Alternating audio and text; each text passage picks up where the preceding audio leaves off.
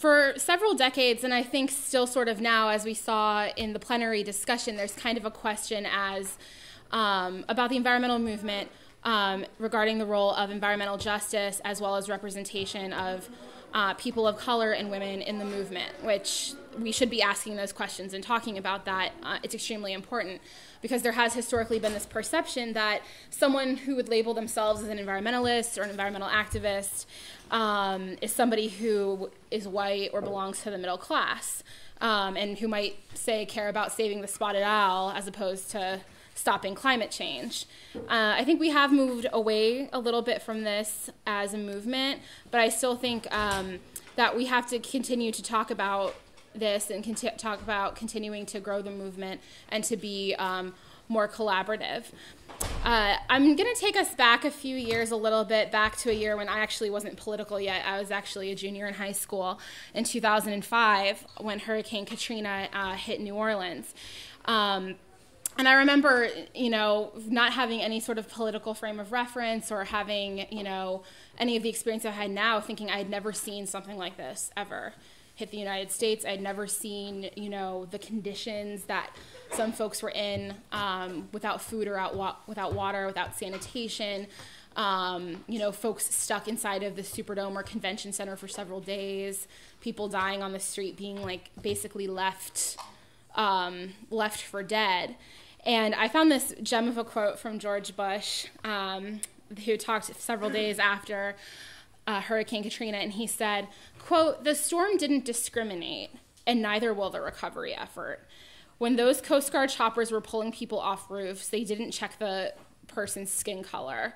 I myself thought we had dodged a bullet," end quote. Which is, I think, a rather callous thing to say considering his administration's response to Hurricane Katrina. Because it was interesting because a lot of what happened there could have been easily prevented, right? The city knew that they had about 10,000 residents with no cars who only use public transportation as a means of travel, and yet there wasn't really an effort to get buses to get people out, and there really wasn't that structure put in place, right? And in the aftermath, Katrina actually redistributed over 1 million people from the Central Gulf across the United States. People went to Texas, they went to DC, even where I'm originally from, all over the place. And the year after Katrina in 2006, the census showed that Louisiana had a population decline of 5%, mostly due to the fact that they had folks dispersed from the storm. The reason why I bring up Hurricane Katrina is because I think it was one of the moments in U.S. history that I think really brought to light what we're talking about when we talk about environmental racism and the need for environmental justice. How there's definitely some folks that are at the forefront of the impacts of climate change here and now, and that there are some folks who are feeling the brunt of things now and will be the ones on the front lines of this, and that we need to have a response and really talk about how we can make sure we have funding for adaptation and we have the resources in place for when this happens. So nationally in the United States, in 2005, the EPA reported that African Americans are 79% more likely than whites to live in neighborhoods where industrial pollution poses the greatest health danger. And more than 9 million people in the United States live within 2 miles of commercial hazardous waste facilities. And about 5 million of those 9 million people are communities of color or have more than one commercial hazardous waste facility located near them. So that's pretty. And then across the U.S., black children are 3 times more likely to have hazardous levels of lead in their blood as a result to living close to these hazardous waste sites. And then historically, of course, and I'm sure they're talking about this over in the Indigenous Rights panel, that Native American reservations have been sites for the military facilities for dumping and for testing weapons, uranium mining, things like that, and it has caused extreme rates of cancer and other diseases. And that's very important because as socialists, we have to have this understanding of the climate crisis. And I think I was just in the talk about tar sands, and John Riddell brought up a really great point, I thought, about the indigenous struggle that I would like to share.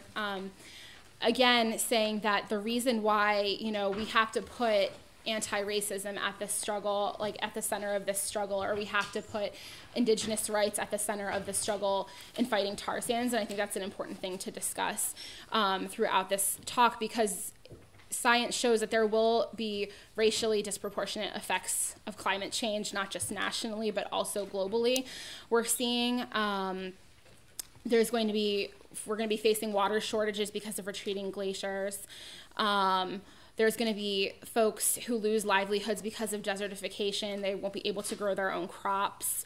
There's an estimated 200 million environmental refugees or migrants that will be created by 2050 due to, sea level rise or desertification, erosion. And it's very serious, and it's something we need to talk about, especially when we consider our country and specifically our reaction to immigration and immigrants coming into our country. I think that's really important to talk about, because in some of the climate negotiations globally, the last few in Copenhagen, Cancun, and I think the latest was in Qatar, there's kind of been this standstill because some of the richer nations don't want to pay for adaptation funding in order to stop and to stop some things from happening, but also to prepare folks for what is going to happen, probably a mass migration of people to different countries. And in Asia particularly, it's estimated that 94 million people could be flooded by the end of the century. And that they might have to move because of increased flooding. So when I was looking up things for this talk, I really, I appreciated some of the definitions I found for how we should define the environment when talking about environmental justice. And I think that it's something we should keep in mind is defining the environment as where we live, work, play, worship, go to school, as well as the physical and natural world. I think that this is important for us because I think when you're talking about environmental justice, it's definitely a global movement, but it's definitely something that's happening locally as well. I know a lot of people in here are from New York City, and there's definitely struggles here at a local level that are basically about, fighting for, say, access to clean water or not having an incinerator down the street from your house. And I think that those are important things to be thinking about, that the environment it's urban, it's rural, it's suburban, and thinking about, how we can connect to those local struggles, but also connect on the global level. I think we have a lot to learn from different nations and movements in the global south that are fighting for climate justice. There's been a lot of wins already. One of them that a lot of people probably know about is the battle against Chevron and Texaco in Ecuador, who were responsible for spilling oil in the rainforest there and who made thousands of people and Ecuadorians sick. And they were doing this for 20 years or something like that. And this was the biggest class action lawsuit that was put against Chevron and Texaco. And these indigenous folks from Ecuador, actually, they won their fight. But now Chevron and Texaco is saying, we're not going to pay. This is not our responsibility. We don't have to pay for the fact that we polluted the Ecuadorian rainforest. But these folks fought for years and actually proved that you can win, and you can go up against a big company and you can win. And I think we can also learn a lot from the Idle No More movement that has recently become very big and instrumental in the environmental movement. We can learn from those struggles and how to stop environmental injustice, and also have more conversations about how us as socialists can connect with some of these environmental justice groups to build a bigger environmental justice movement to really talk about racism and connect it to climate justice. And so I'm looking forward to having a discussion with folks about that and talking more about how we might be able to build this movement, or to talk about more wins that we've seen from these groups. So thank you very much. What Heather is talking about is on a very big, large, sort of global scale. And I want to bring it down a little bit into the local New York scale. I've been covering Hurricane Sandy since the hurricane hit about, I guess, 5-6 months ago now. And the racial inequality, economic inequality that becomes really poignant in events like that, again, have become very, very linked to environmental justice, right? So moving back a little bit from that, the first time that I had a chance to cover hurricanes was for Hurricane Katrina in 2005. I went down there and I had a very poignant experience where I was standing on top of one of the levees. Some of the levees are larger or smaller, so standing on top of this one and looking down the canal, and someone pointed out to me, a resident of the area was pointing out to me which communities were communities of color and which ones were white communities. And the way that he was able to show me that was by the size of the levees that we were looking at, right? So you could actually physically see where the Black and Latino communities were based off of the size of the levee. So I think that shows sort of like before a disaster happens where racism comes into play, right? So then moving into Hurricane Sandy, I had a very similar experience where I was in Far Rockaway, and I had written a little bit about Hurricane Katrina out in Coney Island and in Staten Island, and I think I got myself in a little bit of trouble with FEMA. So they sent me a FEMA rep and took me out to show me like the real story of what was happening. And so, you know, the FEMA reps are trying to introduce me to homeowners that are getting help and all of this.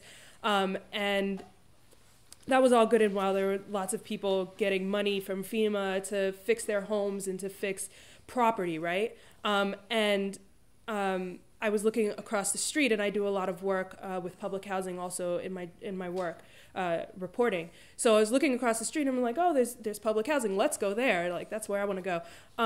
And they were saying, oh, no, we haven't worked with them yet. And everyone that they had introduced me to were white, right? So all of the homeowners that they were introducing me to were white, whereas I was seeing all these people of color going in and out of the public housing literally right across the street. And they were saying, oh, we haven't been into those buildings yet. We haven't gotten them, you know, we don't want you to see that, pretty much. And so those two experiences sort of explain where I'm coming from as a reporter. So starting with Hurricane Sandy, those two ideas are ideas that come before a disaster, right? So you get racism that is really institutionalized and is built into our society, right? Whether it's in the form of a levy, like a physical thing, or if it's sort of mental ideas, right? Like who deserves help, or who you go to first in a disaster. But after a disaster, I think racism also becomes really, really poignant and easy to spot out, right? So with Hurricane Sandy, one of the biggest examples of this was that they were going out to places, FEMA, the Red Cross were going out to places, and I saw this to a really great extent in Coney Island, going out to Coney Island and setting up tents, and setting them up in these big prominent places where everyone would be able to get to, except not realizing that the people on the 10th floor, the 15th floor of the public housing again, or some of the people with disabilities or people, elderly people that were maybe 10 blocks away just couldn't get to those places at all. And so what I was seeing when I was going out there is that there's these big hubs and everyone is getting help, and you walk 2 blocks away and everyone is suffering to a very big degree. I'm just going to read you one of the quotes that I had in my first story, because I was blown away the first time I got out to Coney Island. But I was going into a public housing building. All of the residents that I had met in that building were people of color. And I came out, and the FEMA representatives were outside telling relief workers not to come in with food, with with blankets, that type of thing. They're like, oh, no, you can't come into this building. And like Heather was saying, is most of the relief workers were white. And they were saying, FEMA was telling canvassers not to go in because of a methane buildup. Residents were unaware of this. And this was notes that I had read on one of the report back sheets by these canvassers, right? And methane is an explosive gas, right? So they weren't telling the people of color who were living in the building not to leave, while they were telling the white relief workers not to go in because it was unsafe. So many things like that happened while I was covering Sandy.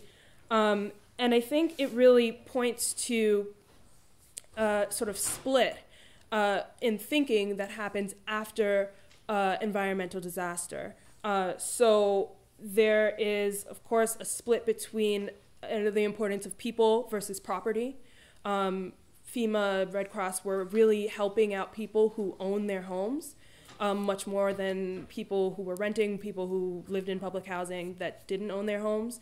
But then also the idea that you need to give someone a check rather than going into buildings and door knocking to check on people on the 15th floor of a building. So that comes into play. But then where race really comes into play, I think, is, and what I've been seeing, is that people of color are criminalized to an extent before a disaster, so that after a disaster, they're recriminalized in a different way.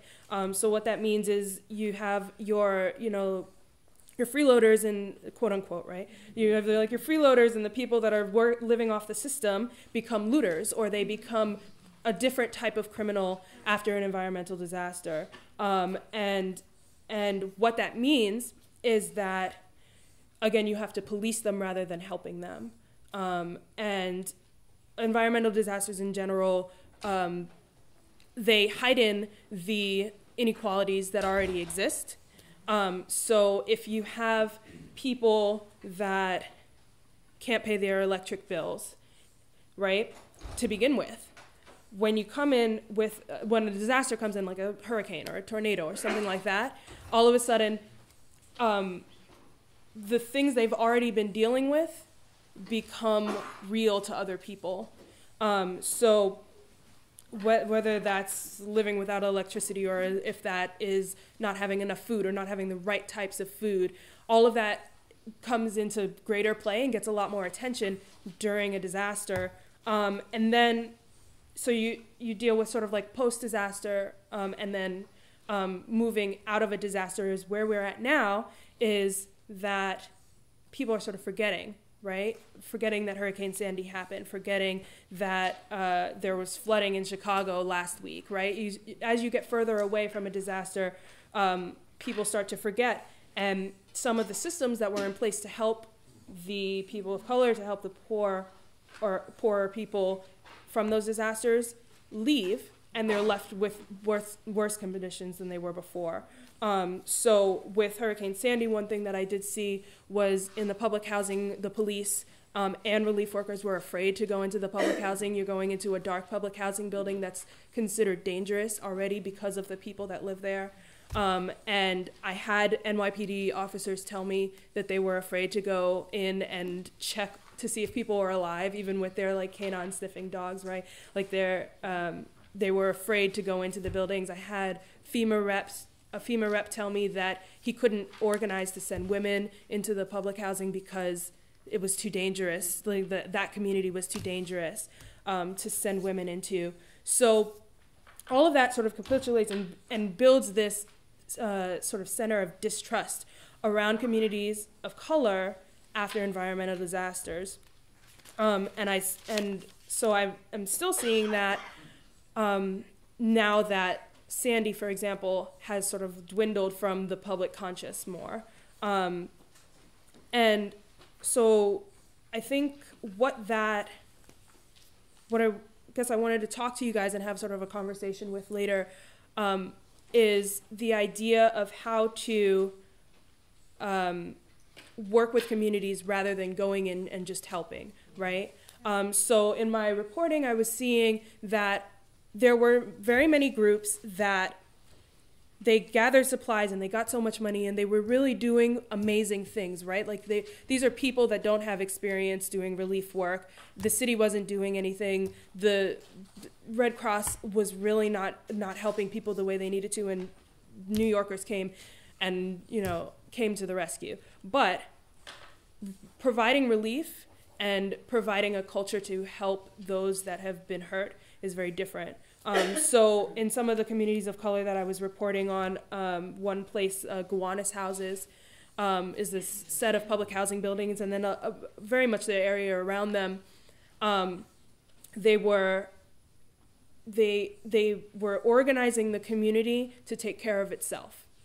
And I think that's something that was very interesting to see around a community of color, because a lot of times it is this sort of white relief culture of we're going to like handouts, right? Until everything is better, until the disaster is over. And organizing past that is what this conference is about, I think, is like social change, right? Not only social change in terms of fixing the environment before you have a disaster, but also fixing ourselves while we're responding to one.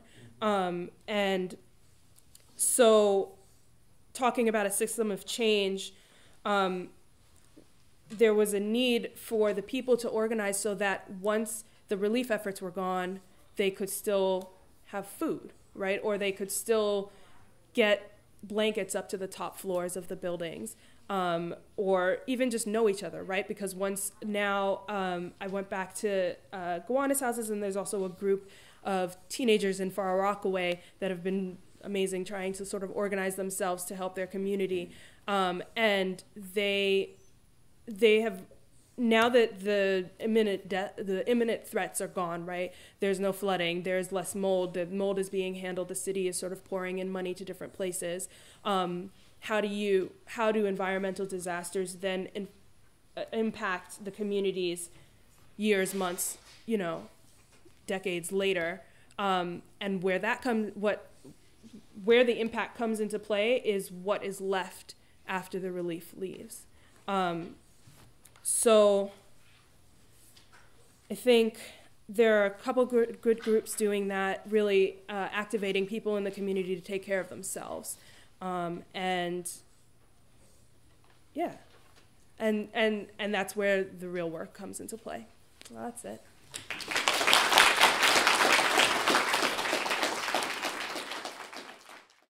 Thank you, Heather and Amity, and thanks to the organizers for this conference. I actually was in New York for another purpose. I'm doing some research with a research partner, Yasmin Abulaba, and I'll be sharing some of the background work that she and I have been working on related to a book called Israel, Palestine, and the Politics of Race. And I knew I was going to be in town, be able to come to the conference, but it was at the last minute that I was asked to speak on this topic. And I asked the organizers, I was talking to Michael Ware, and would it be okay if I mentioned Israel, Palestine, because one never knows. And I got a very warm response, so that made me feel very good about all sorts of things about this conference. So what I'd like to share with you today are just some parameters about gender, race, and environmental justice as they play out in the Israel-Palestine context. And to get to that, what I thought I'd do is give some broad explanation of sort of how I see this situation. I am also active in the Coalition Against Israeli Apartheid. I've been active in it since it was founded in 2005 in Toronto, and I'm a member for Faculty for Palestine, so you get a sense of where I'm coming from here. But in the context of sort of occupation, Zionism, terms and so on, and then specifically sort of turn the lens to look at the question of environmental racism and environmental justice then look at the gender dimension, and then just try to pull the whole thing together into eco-socialism in 20 New York minutes. First, sort of just sort of the general context, the impact and consequences of the linkages among gender, race, and environmental justice are really inseparable from the original construction of the Israeli state in the context of post-World War II empire.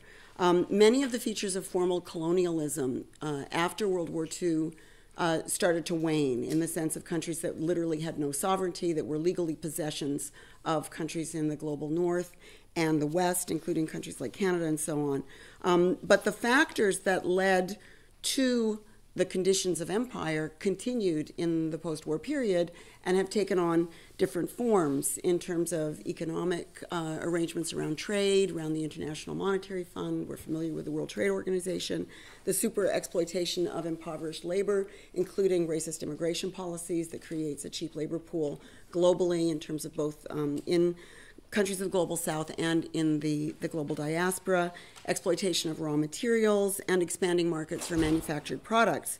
In the Middle East, where there are historic sovereign states that control the largest known sources of oil these things are subject to change, as we know, as what we're studying here today, but for much of the post-war period, those sovereign states were not necessarily friendly to the United States. Some were, some weren't. But the construction of a very pro-Western state in the name of Israel became an extremely important component of the post-World War II settlement. And this coincided with the absolute devastation and marginalization of the international Jewish community subject to the Holocaust because of World War II.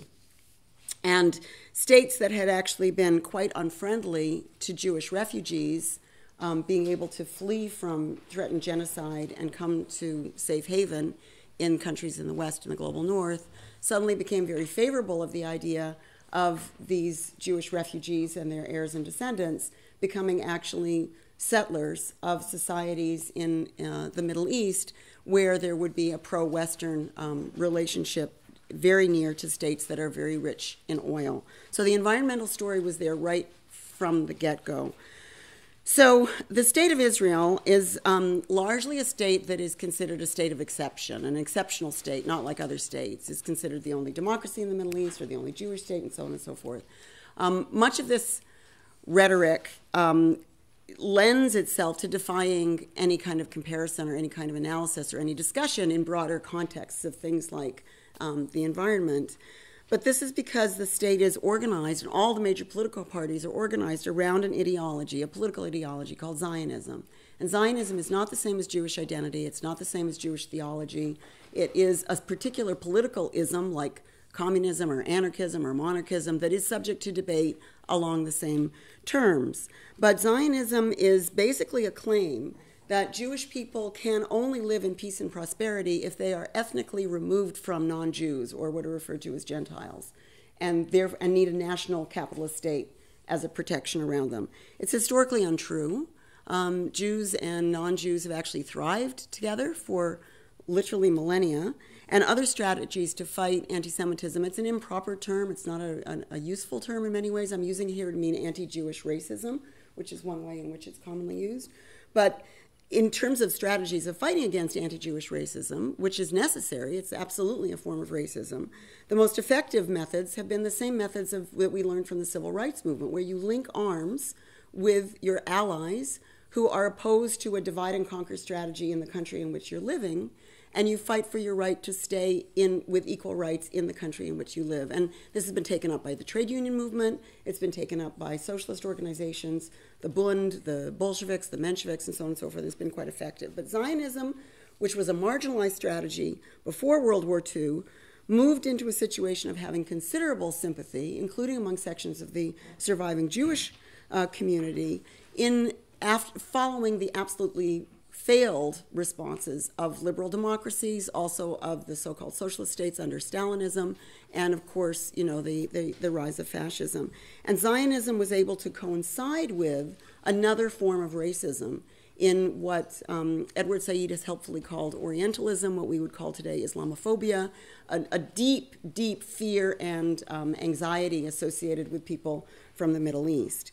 So in this context, the myth of Israel emerged really as an environmental myth, as the notion of a land for a people without a land. And the land is absolutely central to the whole way in which Israel-Palestine is understood and discussed. And it's based on the false notion of the absolute non-existence of the indigenous Palestinian people, who have been subject to a new form of colonialism that will not say its name, that doesn't use the same language, but operates in exactly the same way.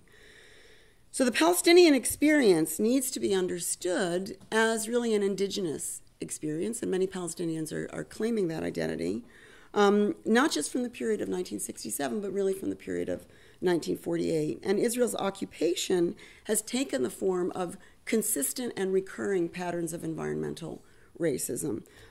It includes denial of access to land, access to fresh water, denial of even access to breathable air. And Israel is very concerned about its public image because it has to juggle all these myths against reality. So there's a difficult public relations challenge involved that the Israeli state spends a whole lot of money trying to figure out, and other states work with them, such as the United States, and Canada has become a very famous ally of Israel. Any of us who are here from Canada did not vote for Stephen Harper, so just for the record. But basically, Israel has now been doing what we in the movement call greenwashing its image to try to make it look, that's the most environmental friendly country in the world. And this goes along with the gender narrative that I'll get to, which is about pinkwashing, identifying it as also, very femo-friendly and gay-friendly.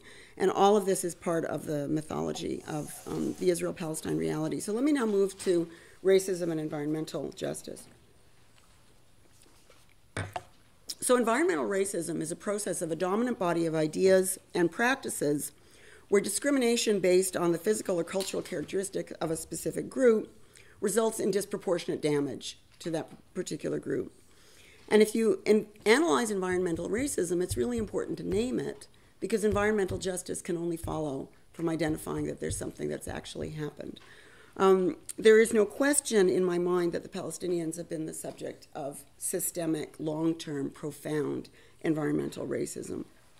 And in the Middle East, just as in the situation of the United States, the relationship between poverty, racism, and environmental racism go together.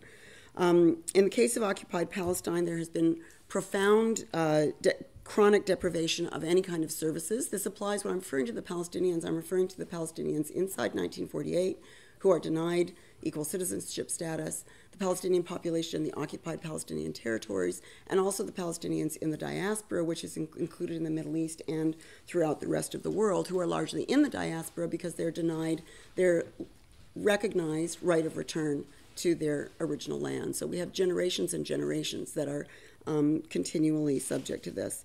Moreover, the airspace in the regions around, particularly the occupied territories, have been the subject of extreme forms of control. People probably remember during the war in Gaza the use of white phosphorus and other chemical weapons that continue to poison the environment for generations. So the notion that indigenous Palestinian land was uninhabited desert is a constructed myth, but it goes along with this notion that the task of the original Israeli settlers was to, quote unquote, make the desert bloom. And so good earth comes from the project of settlement in a period where we don't even think that colonialism exists anymore. It's further complicated. I was in the student session and people were talking about how easy it is to talk about, the question of climate justice and climate change. And I was thinking, in terms of Israel-Palestine, it's exactly the opposite. It's actually extremely difficult to find a language and to work through the terminology and the mythology to be able to garner support for this movement. But it's further complicated by the fact that this isn't only considered empty land, it's considered holy land, and it's considered promised land. So the land itself has all of these mythologies about them that actually deny rational thought. They're based on certain types of biblical interpretations, which are not normally associated with modern liberal democratic societies. And Israel presents itself in this odd way of claiming to, on the one hand, be a very modern, up-to-date, groovy place where, it's like ultra multicultural and gay-friendly and, the most modern place in the Middle East, and at the same time relies ideologically on absolutely unfounded story tales that are in the Hebrew Bible, that there's no archaeological grounding for, and even, the most advanced theologians don't look at it as a text, as a scientific text. So this is the kind of contradiction, and this is all constructed. So in every regard, the specific differentiation of those who have rights to entitlement who are considered Israeli or have Jewish nationality versus those who are Arab or have or Palestinian, whether they're Muslim or Christian, are in a situation of complete duality, and the notion of apartheid actually fits the bill quite well. Apartheid is originally an Afrikaans word that was associated with South Africa, but it is now identified as a legal category which refers to officially recognized racialization similar to the Jim Crow South or other types of, like the settlements that happened in Canada around the Indigenous Reserve. So let me turn to the gender dimension, and then I'll conclude on eco-socialism. So the gender dimension figures into this because all of the analogies that have been associated with Zionist mythology have also been gendered.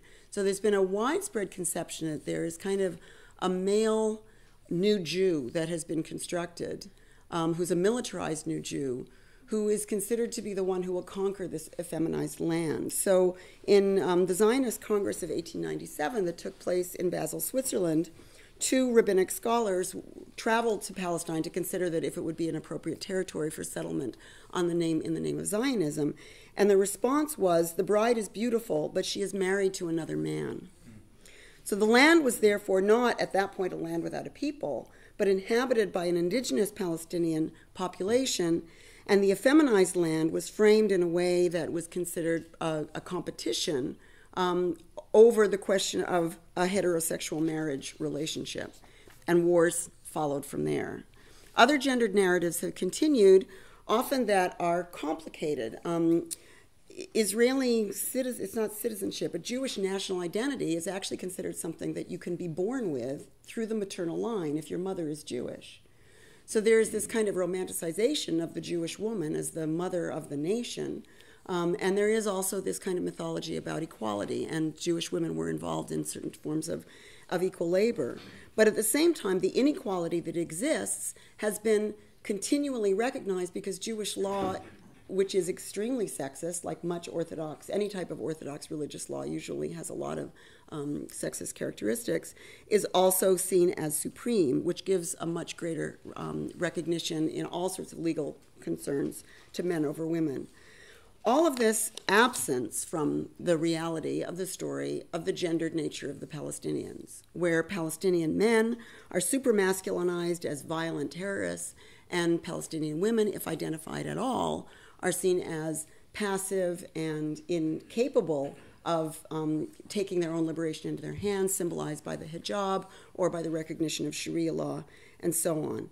So we have a complex situation here where the military and colonial framing of Israeli statehood intersects with the religiosity of Jewish-sanctioned settlement, enshrined Israeli law, and Jewish association with maternal birth, as well as with this racialized narrative that denies the reality of life and prosperity for the Palestinian population.